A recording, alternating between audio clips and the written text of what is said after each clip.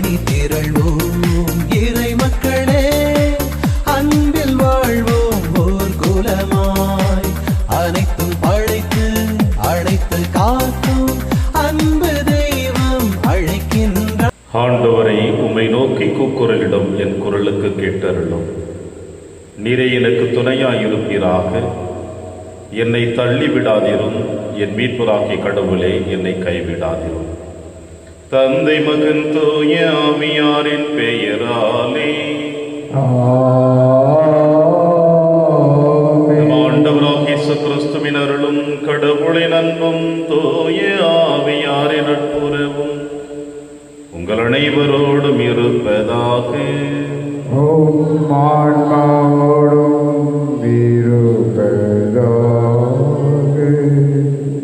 உங்கள் விண்ணக தந்தை நிறைவுள்ளவராய் இருப்பது போல நீங்களும் நிறைவுள்ளவர்களாக இருங்கள்.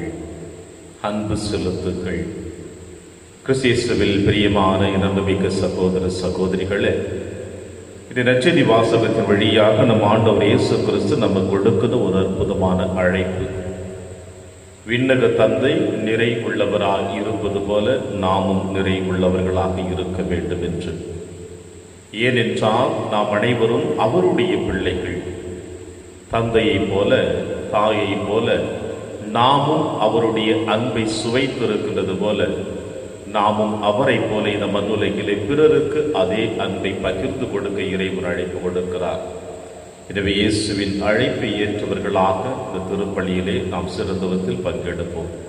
மேலுமாய் இன்றைய நாளிலே அமல்ராஜ் ரோசி தங்களுடைய 24வது ஆண்டு திருமண நாளை முன்னிட்டு இறைவன் அவர்களை ஆசிர்வதிக்கும்படியாகவும் கடந்த வருடங்களில் அவர்களுக்கு செய்த அனைத்து நன்மைகளுக்கு நன்றியாகவும் புதியதாக திருமண ஆண்டிலே அடியெடுத்து வைக்கின்ற இவர்களை இறைவன் மேன்மேலும் ஆசீர்வதித்து வழிநடத்தும்படியாக வேண்டுதல் திருப்பலியாக திருவாளர் தங்கதுரை குடும்பத்தில் சார்ந்த இந்த திருப்பலிப்பு கொடுக்கிறார்கள். இந்த கருத்துக்களோடு நம்முடைய கருத்துக்களையும் ஆண்டவருடைய திருப்பாதத்தில் எடுத்து வைத்து செவிப்போம். திருப்பலி ஒப்பு கொடுக்க தகுதி பெறும் பொருட்டு பாவங்களை ஏற்று மனம் மருந்துவோம். இறைவனின் மன்னிப்பை பெறுவோம்.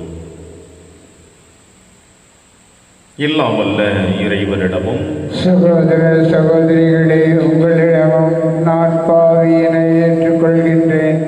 ஏனெனில் என் சிந்தனையாலும் சொல்லாலும் செயலாலும் கடமையில் தவறியதாலும் பாவங்கள் பல செய்தேன். என் பாவமே, என் பாவமே, என் பெரும் பாவமே. ஆகையால் எப்போதும் கன்னியான புனித மரியாவையும் வானதூதர் புனிதர் அனைவரையும் சகோதர சகோதரிகளே உங்களையும் நம் இறைவனாகிய ஆண்டவரிடம் எனக்காக வேண்டிக் கொள்ள மன்றாடுகின்றேன். எல்லாம் வல்ல இறைவன் நம் மீது இரக்கமாய்த்து நம் பாவங்களை மன்னித்து நம்மை நிலை வாழ்விற்கு அழைத்து செல்வராக. ஆமென். ஆண்டவரே இரக்கமாயிரும். ஆண்டவரே இரக்கமாயிரும். கிறிஸ்துவே இரக்கமாயிரும். கிறிஸ்துவே இரக்கமாயிரும். ஆண்டவரே இரக்கமாயிரும். ஆண்டவரே இரக்கமாயிரும். மன்றாடுவோமாக. இறைவா, உம்மை எதிர்நோக்கி இருப்போரின் ஆற்றலானவரே, உம்மால் அன்றி வலுவற்றை எங்களால் ஒன்றும் செய்ய இயலாது. எனவே கட்டளைகளை நிறைவேற்றி எங்கள் விருப்பத்தாலும் செயலால் உமக்கு உகந்தவர்களாகிட உமது அருள் உதவியை கனியுடன் எங்களுக்கு என்றும் அளிப்பீராக. உம்மோடு தூயாவியாரின் ஒன்றைப்பில் இறைவனாய் என்றென்றும் வாழ்ந்து ஆட்சி செய்கிற எங்கள் ஆண்டவர் இயேசு கிறிஸ்து வழியாக உம்மை மன்றாடுகின்றோம். கிறிஸ்து உங்களுக்காக ஏழையானார். திருத்தூதர் பவுல் கொரிந்தியருக்கு எழுதிய 2ஆம் திருமுகத்திலிருந்து வாசகம். பிரிவு 8 உட்பிரிவு 1 9 முடிய. சகோதர சகோதரிகளே, மாசிதோனிய திருச்சபைக்கு கடவுள் கொடுத்த அருளை பற்றி உங்களுக்கு தெரியப்படுத்த விரும்புகிறோம். அவர்களுக்கு ஏற்பட்ட இன்னல்களால் கடுமையாக சோதிக்கப்பட்ட போதும் அவர்கள் எப்பொழுதும் மகிழ்ச்சி நிறைந்தவர்களாயிருந்தார்கள். அவர்கள் வறுமையில் மூழ்கியிருந்தாலும் வள்ளன்மையோடு வாரி வழங்கினார்கள். அவர்கள் தங்களால் இயன்ற அளவுக்கு தாங்களாகவே கொடுத்தார்கள். ஏன் அளவுக்கு மீறியே கொடுத்தார்கள். இதற்கு நானே சாட்சி. இறை மக்களுக்கு செய்யும் அறப்பணியில் பங்கு பெறும்போது பேறு தங்களுக்கும் அளிக்கப்பட வேண்டும் என மிகவும் வருந்தி கேட்டுக்கொண்டார்கள். நாங்கள் எதிர்பார்த்ததற்கு மேலாக அவர்கள் தங்களை முதன்மையாக ஆண்டவருக்கு அர்ப்பணித்தார்கள். நாங்கள் கடவுளின் திருவுளப்படி செயல்படுவதால் எங்களுக்கும் தங்களை அர்ப்பணித்தார்கள். எனவே இந்த அறப்பணியை தொடங்கிய தீத்துவே அப்பணியை முடிக்க வேண்டும் என நாங்கள் அவரை வேண்டி கேட்டுக்கொண்டோம். நம்பிக்கை, நாவன்மை, அறிவு, பேரார்வம் ஆகிய அனைத்தையும் மிகுதியாய் கொண்டிருக்கிறீர்கள். எங்கள் மேல் நீங்கள் கொண்டுள்ள அன்பும் பெருகிக் கொண்டு வருகிறது. அதுபோல் இந்த அறப்பணியிலும் நீங்கள் முழுமையாய் ஈடுபட வேண்டும். நான் இதை உங்களுக்கு ஒரு கட்டளையாக சொல்லவில்லை, மாறாக பிறருடைய ஆர்வத்தை எடுத்துக்காட்டி உங்கள் அன்பு உண்மையானதா என சோதிக்கவே இவ்வாறு செய்கிறேன். நம் ஆண்டவர் இயேசு கிறிஸ்துவின் அருள் செயலை அறிந்திருக்கிறீர்களே. அவர் செல்வராயிருந்தும் உங்களுக்காக ஏழையானார். அவருடைய ஏழ்மையினால் நீங்கள் செல்வராகுமாறு இவ்வாறு செய்தார். இது ஆண்டவர் வழங்கும் அருள்வாக்கு. இறைவனுக்கு நன்றி. பதிலுரை திருப்பாடல் 146 பல்லவி. என் நெஞ்சே நீ ஆண்டவரை போற்றிடு, என் நெஞ்சே நீ ஆண்டவரை போற்றிடு, என் நெஞ்சே நீ ஆண்டவரை போற்றிடு. நான் உயிரோடு உள்ளளவும் ஆண்டவரை போற்றிடுவேன். என் வாழ்நாளெல்லாம் என் கடவுளை புகழ்ந்து பாடிடுவேன். பல்லவி. என் நெஞ்சே நீ ஆண்டவரை போற்றிடு. யாக்கோபின் இறைவனை தம் துணையாக கொண்டிருப்போர் பேறு பெற்றோர். தம் கடவுளாகிய ஆண்டவரையே நம்பியிருப்போர் பேறு பெற்றோர். அவரே விண்ணையும் மண்ணையும் கடலையும் அவற்றிலுள்ள யாவற்றையும் உருவாக்கியவர். என்றென்று நம்பிக்கைக்கு உரியவராயிருப்பவரும் அவரே. பல்லவி. என் நெஞ்சே நீ ஆண்டவரை போற்றிடு.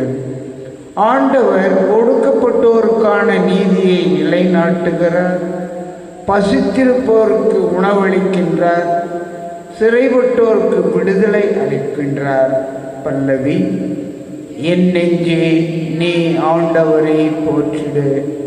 ஆண்டவர் பார்வையற்றோரின் கண்களை திறக்கின்றார். தாழ்த்தப்பட்டோரை உயர்த்துகின்றார். நீதிமான்களிடம் அன்பு கொண்டுள்ளார். ஆண்டவர் அயல் நாட்டினரை பாதுகாக்கின்றார். பல்லவி. என் நெஞ்சே நீ ஆண்டவரை போற்றிடு. வாழ்த்துளி. அல்லேலூயா, அல்லேலூயா. புதிய கட்டளையை நான் உங்களுக்கு கொடுக்கிறேன். நான் உங்களிடம் செலுத்தும் அன்பு போல நீங்களும் ஒருவர் மற்றவரிடம் அன்பு செலுத்துங்கள் என்கிறார் ஆண்டவர். அல்லேலூயா. ஆண்டவர் உங்களோடு இருப்பாராக. ஆன்மாவோடும் இருப்பாராக.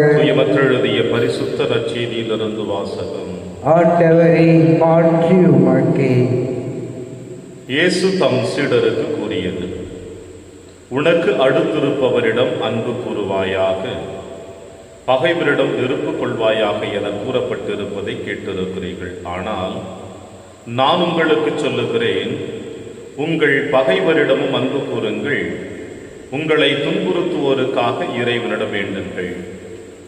இப்படி செய்வதால் நீங்கள் உங்கள் விண்ணக தந்தையின் மக்கள் ஆவீர்கள். ஏனெனில் அவர் நல்லோர் மேலும் தீயோர் மேலும் தம் கதிரவனை உதித்தெழ செய்கிறார். நேர்மையுள்ளோர் மேலும் நேர்மையற்றோர் மேலும் மழை பெய்ய செய்கிறார்.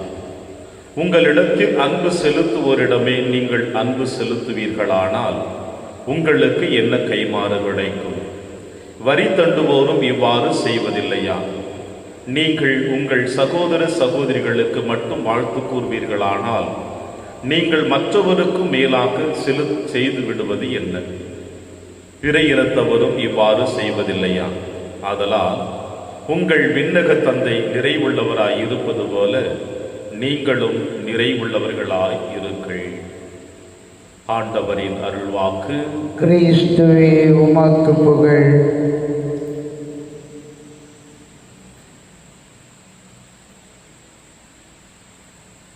உனக்கு அடுத்திருப்பவரிடம் அன்பு கூறுவாயாக, உன் பகைவரிடம் அன்பு கூறுங்கள். கிறிஸ்து இயேசுவில் எனக்கு பிரியமான என் அன்பு சகோதர சகோதரிகளே, அன்பு இறை சாயலாக படைக்கப்பட்ட இந்த மண்ணுலகில் படைப்பின் தலை சிறந்த படைப்பாக படைக்கப்பட்ட நீங்களும் நானும், நமக்கு முன்னதாக வாழ்ந்தவர்களும், இனி வாழ இருக்கின்ற எல்லா மனித இனமுமே இந்த அன்பிற்காக இயங்கி தவித்துக் கொண்டிருக்கின்றோம். அன்பு ஒன்று மட்டும்தான் இந்த உலகத்தில் இருக்கின்ற நம் அனைவரையும் நல்வழியில் அழைத்து செல்லுகின்றது. அன்பு கிடைக்காதவர்கள், அன்பை இழந்தவர்கள், அன்பிற்காக ஏங்கி தவித்துக் கொண்டிருப்பவருடைய வாழ்க்கை எப்படி கடந்த காலத்தில் இருக்கிறது என்பதற்கும், நிகழ்காலத்தில் இந்த அன்பிற்காக ஏங்கி தவித்துக் கொண்டிருக்கின்ற உள்ளங்களும் சரி எப்படி வாழ்ந்து கொண்டிருப்பார்கள் என்பதற்கும் நாம் காணக்கூடிய நிகழ்வுகள் எத்தனையோ எத்தனை. மனிதனுடைய அன்பிற்கும் இறைவனுடைய அன்பிற்கும் நிறைய மாற்றங்கள் இருக்கிறது என்பதை பலமுறை மறையுரையில் நாம் கேட்டிருக்கின்றோம். இறைவனுடைய அன்பு நிரந்தரமானது, நிலையானது. பல நேரங்களிலே பல மனிதர்களுடைய வாழ்க்கையிலே மனிதனுடைய அன்பு தேவைக்காக பயன்படுத்தக்கூடிய அன்பாக கூட காணப்படுகிறது. தேவைக்காக பயன்படுத்திவிட்டு அடுத்தவர்களை எடுத்து தூரை வெளியே துரத்திய தருணங்களில் கூட நாம் பார்த்திருக்கின்றோம். நாமும் அந்த அளவிற்கு ஆளாக்கப்பட்டிருக்கிறோம் என்று கூட நாம் சொல்லலாம். அது உங்களுடைய அனுபவம், என்னுடைய அனுபவம் அதிலே காணக்கூடிய நிகழ்வாக இருக்கிறது. இப்படித்தான் மனிதனுடைய அன்பு காணப்படுகிறது. ஆனால் இறைவனுடைய அன்பு நிறைவான அன்பு என்பதற்கு இன்றைய நற்செய்தி வாசகத்தில் ஆண்டவர் இயேசு கிறிஸ்து அற்புதமான ஒரு செய்தியை கொடுக்கிறார். அது என்னவென்றால், ஏனெனில் அவர் நல்லோர் மேலும் தீயோர் மேலும் தம் கதிரவனை உதித்தெழ செய்கிறார், நேர்மையுள்ளோர் மேலும் நேர்மையற்றோர் மேலும் மழை பெய்ய செய்கிறார். பிரியமான அன்பு சகோதர சகோதரிகளே, நேரடியாக இந்த வார்த்தைகளை எடுத்துக்கொண்டோம் என்றால் கதிரவனுடைய வெளிச்சமும் வானத்திலிருந்து பொழிகின்ற மேகமும் என்று நாம் சொல்ல முடியும். ஆனால் கதிரவனுடைய வெளிச்சமும் வானத்தின் மழையும் என்று சொல்லுகிற பொழுது இறைவனுடைய இரக்கம் இந்த மண்ணுலகில் இருக்கின்ற அனைவருக்கும் சரியாக கொடுத்து கொண்டிருக்கின்றார். அது நல்லவர்களாக இருக்கட்டும், தீயவர்களாக இருக்கட்டும், ஒவ்வொரு நாளும் ஒவ்வொரு மனிதனையும் காலை கதிரவனை காண செய்வது இறைவனுடைய இரக்கத்தினால் மட்டும்தான். அவருடைய இரக்க பெருக்கம் இல்லை என்றால், அவருடைய அன்பு இல்லை என்றால், இரவு தூங்கச் செல்கிறவர்கள் அடுத்த நாள் காலையிலே கதிரவனை காணுவது மிகவும் சிரமம்.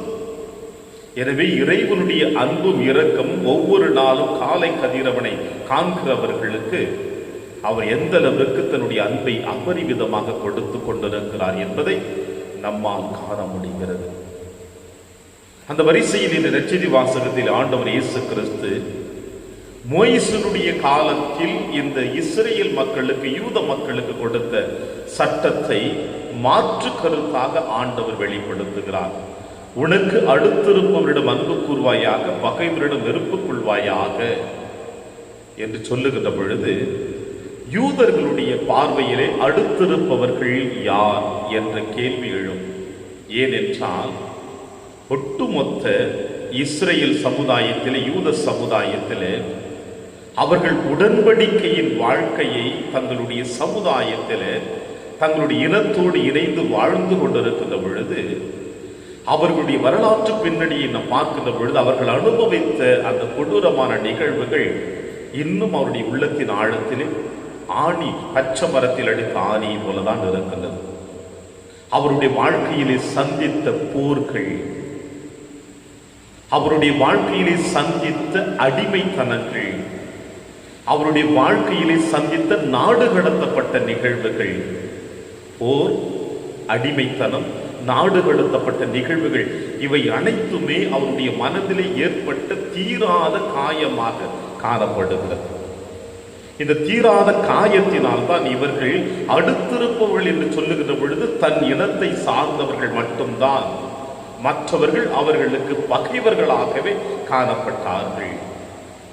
அடுத்திருப்பவர் என்னுடைய இனத்தை சார்ந்த, என்னுடைய யூத இனத்தை சார்ந்தவன் மட்டும்தான், அவனுக்கு மட்டும்தான் என்னால் அன்பு செய்ய முடியும், அடுத்தவனுக்கு என்னால் அன்பு செய்ய முடியாது. ஏனென்றால் அடுத்தவர்கள் அனைவருமே, என்னுடைய இனத்தை சாராதவர்கள் அனைவருமே எங்களை அடிமைகளாக நடத்தினார்கள், எங்களை நாடு கடத்தினார்கள், போர்களினால் எங்களை துன்புறுத்தினார்கள். எனவே அவர்கள் அனைவருமே எனக்கு பகைவர்களாகத்தான் காணப்படுகிறார்கள் என்ற உள்ளத்தின் ஆழத்திலே இப்படிப்பட்ட எண்ணங்கள் யூத சமுதாயத்திலே நிறைவேறி கொண்டிருந்தது. யூத சமுதாயம் என்று சொல்லுகிற பொழுது இயேசுவால் அழைக்கப்பட்ட சீடர்களும் அந்த இனத்தை சார்ந்தவர்களே.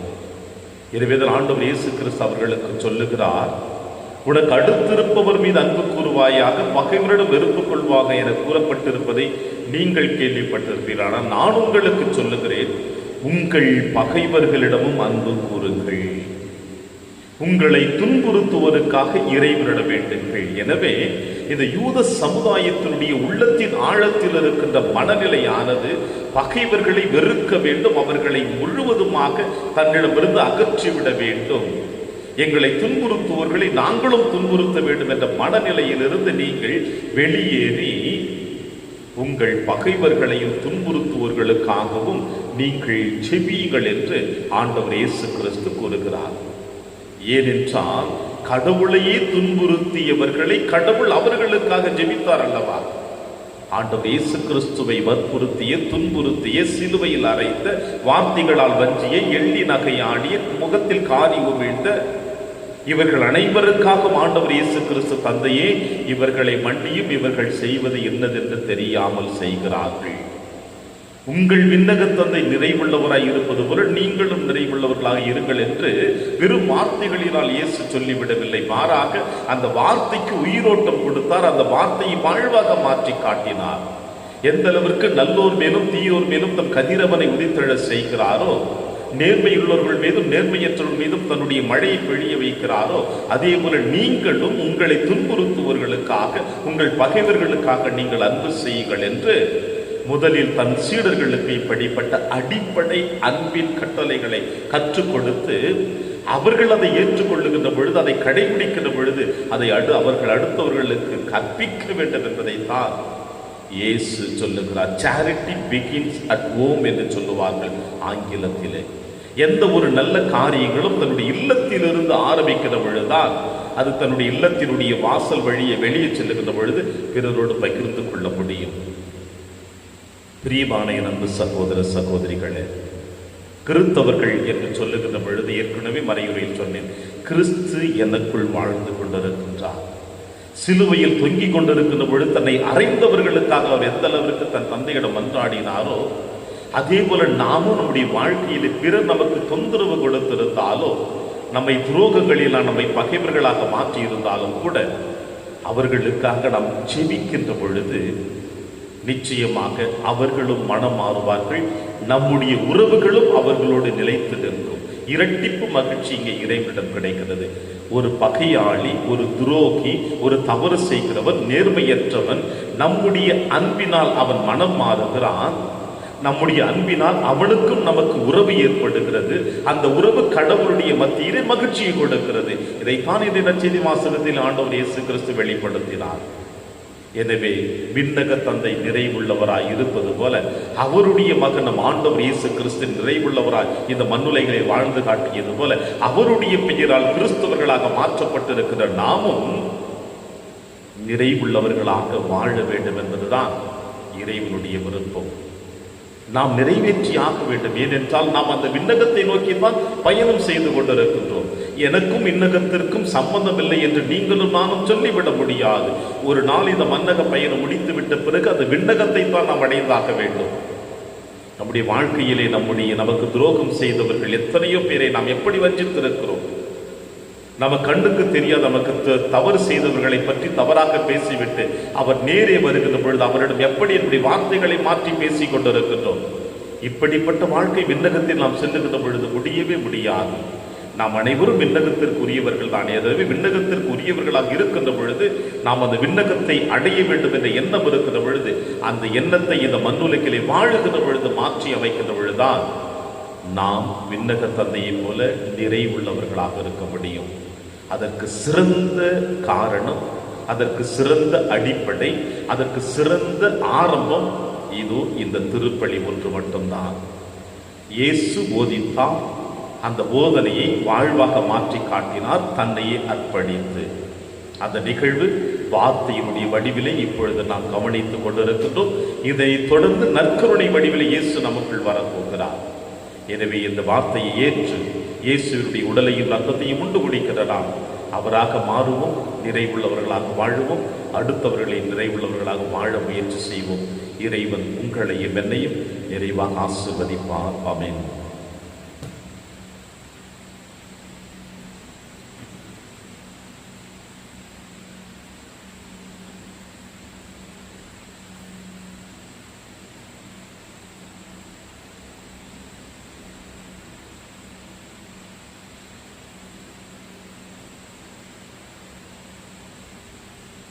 ஆண்டவரை அனைத்துலகின் நிறைவா நீர் வாழ்த்த பெறுவீராக. ஏனெனில் வல்லமையிலிருந்து நாங்கள் அப்பத்தை பெற்றுள்ளோம். நிலத்தின் விளைவு மனித உழைப்பின் பயனுமான அப்பத்தை மதிப்பு கொடுக்கின்றோம். இது எங்களுக்கு வாழ்வழிக்கும் அப்பமாக மாறும். இறைவன் என்றென்றும் வாழ்த்த பெறுவராக.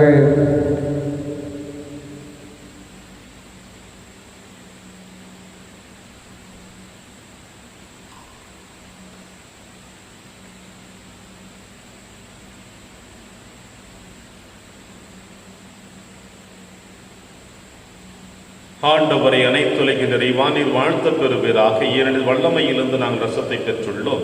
திராட்சை செடியும் மனித உழைப்பின் பயனுமான ரசத்தை வகுப்பு கொடுக்கின்றோம். இது எங்கள் ஆன்மீக பானமாக மாறும். இறைவன் என்றென்றும் வாழ்த்த பெறுவராக.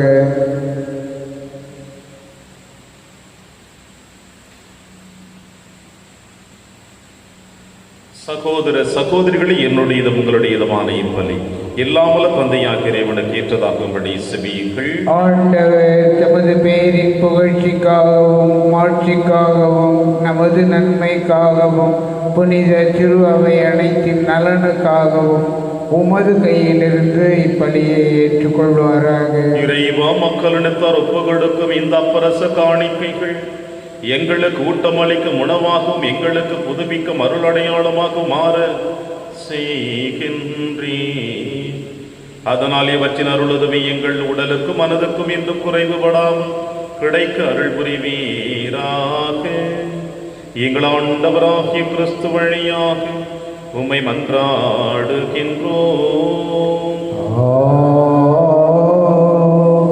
ஆண்டவர்களோடு இருப்பாராக.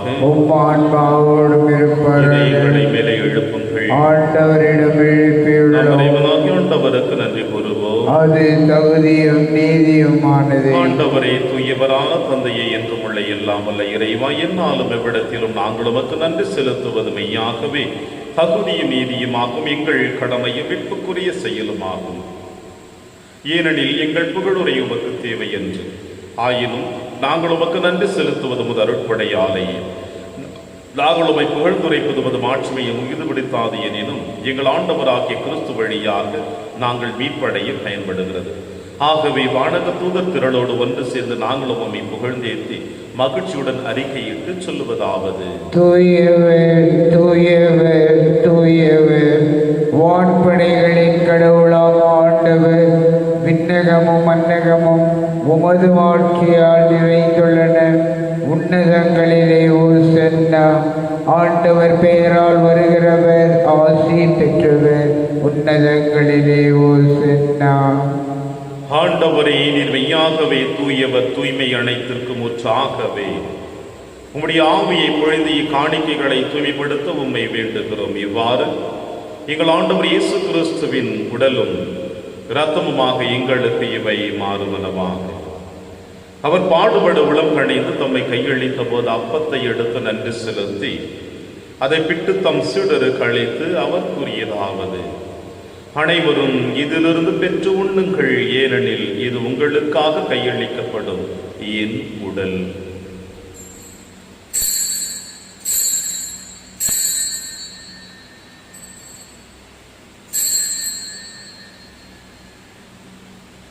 அவன் நம்மை இரவு விருந்தை அருந்திய பின் கிண்ணத்தையும் எடுத்து மீண்டுமக்கு நன்றி கூறி தம் சீடர்களுக்கு அளித்து அவர் கூறியதாவது: அனைவரும் இதிலிருந்து பெற்று பருகுங்கள், ஏனெனில் இது புதிய நிலையான உடன்படிக்கைக்குரிய என் இரத்தத்தின் கிண்ணம். இது பாவ மன்னிப்புக்கென்று உங்களுக்காகவும் பலருக்காகவும் சிந்தப்படும். இதை என் நினைவாக செய்யுங்கள்.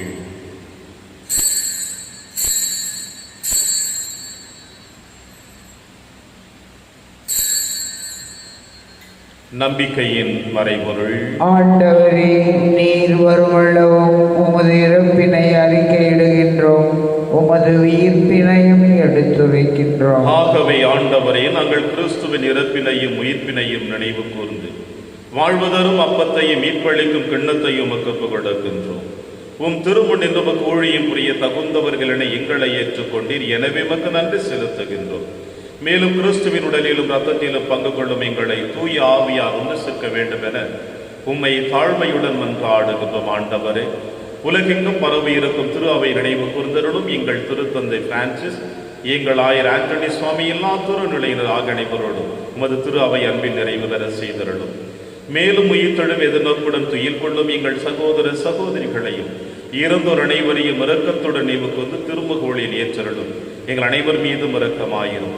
கடவுளின் கன்னி தாயான புனித மரியா, அவருடைய கணவரான புனித யோசேப்பு, புனித திருத்தூதர்கள், புனித பிரான்சிஸ் செவேரியார், புனித கஸ்பார் மற்றும் இவ்விளைகள் மகுந்தவராய் இருதாகிய புனிதர் அனைவருடனும் நாங்கள் நிலைவாழ்வில் பங்கு கொள்ளும் தகுதி பெற்று உம் திருமகன் இயேசு கிறிஸ்து வழியாக உம்மை புகழ்ந்தேத்து மரமருள உம்மை மன்றாடுகின்றோம். இவர் வழியாக இவரோடு இவரில் எல்லாம் அல்ல இறைவனாகிய தந்தையே, தூய ஆவியாரின் ஒன்றைப்பில் எல்லா புகழும் மாட்சியும் என்றென்றும் உமக்கு உரியதே. ஆமென், ஆமென், ஆமென்.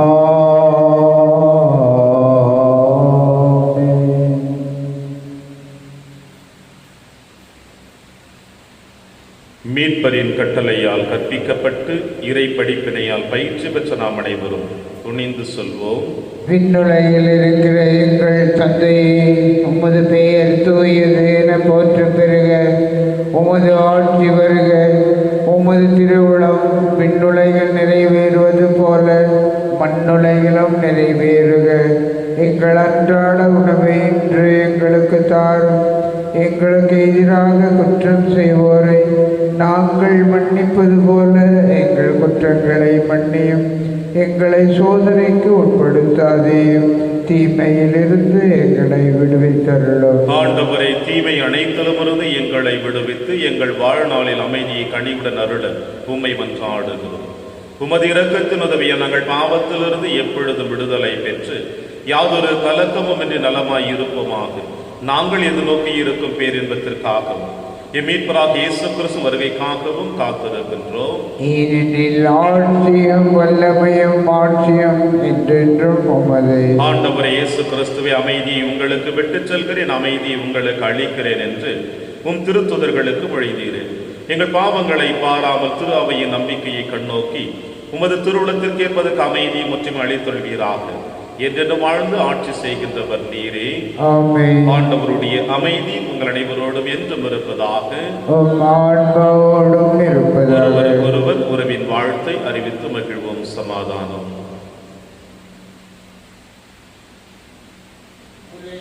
பாவங்களை போக்கும் இறைவனின் செம்மறியே எங்கள் மேல் இரக்கமாயிரும்.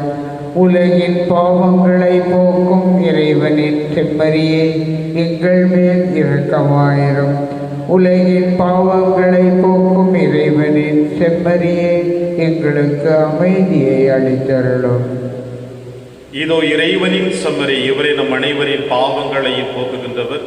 செம்மறியின் விருந்திற்கு அழைக்க பெற்ற நாம் அனைவரும் பேறு பெற்றோர். ஆண்டவரே, நீர் என் இல்லத்தில் எழுந்தருள நான் தகுதியற்றவர். ஆனால் ஒரு வார்த்தை மட்டும் சொல்லியருளும், எனது ஆன்மா நலம் அடையும். கிறிஸ்துவின் திருவிடலும் திருரத்தும் காத்து நமக்கு நிலையான வாழ்வளிப்பதாக. ஆமென்.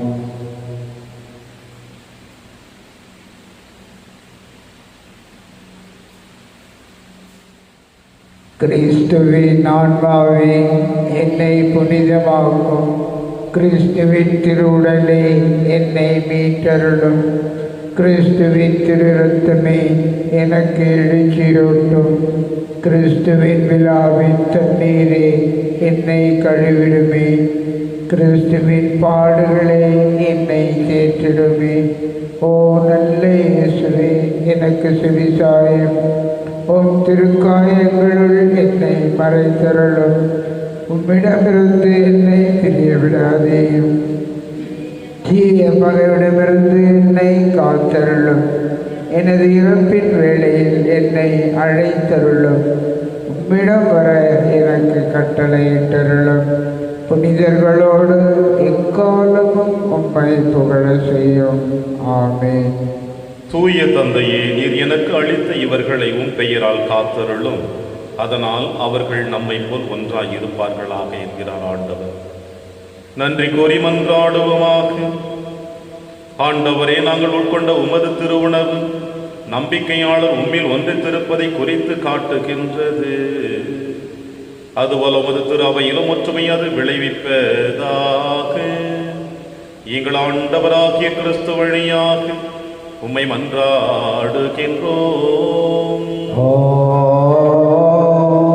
ஆண்டவர் உங்களோடு இருப்பாராக.